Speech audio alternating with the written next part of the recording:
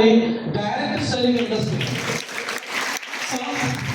ഈ ഇൻഡസ്ട്രിയെ കുറിച്ച് പറയുന്ന സമയത്ത് നമുക്ക് ആദ്യം മനസ്സിലാക്കേണ്ടത് എന്താണ് സാധാരണ പരമ്പരാഗത ബിസിനസ് ചെയ്യുന്നത്. ട്രഡീഷണൽ മാർക്കറ്റ് എന്ന് പറയുന്നത് എന്താണ്? നമ്മൾ ഇന്ന് വരെ കണ്ടുകൊണ്ടിരിക്കുന്ന അല്ലെങ്കിൽ ഉപഭോക്താക്കളായിട്ട് പല ഉൽപ്പന്നങ്ങൾ വാങ്ങിച്ചുകൊണ്ടിരിക്കുന്ന രീതി ഏതാണ്?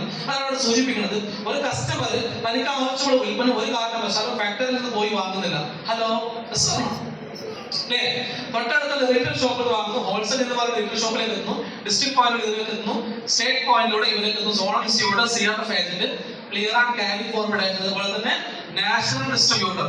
സോ ഒരു ഫാക്ടറിയിൽ നിന്നും ഒരു ഉൽപ്പന്ന കസ്റ്റമറിൽ നിന്നും ഒരു രീതിയാണ് കാണിക്കുന്നത്. ഇതൊക്കെ നമുക്ക് ഒരുപാട് കേൾക്കണമെങ്കിൽ പോലും എക്സ്പെൻസീവ് ആയിട്ട് വരുന്നത് 40-60% നമ്മളിൽ നിന്നും ഒരു ഭാഷയിൽ പറഞ്ഞാൽ ഈ പറയുന്ന ഇടത്തട്ടുകാരെയും പരസ്യക്കാരെയും വളർത്തുന്നത് ആരാണ്?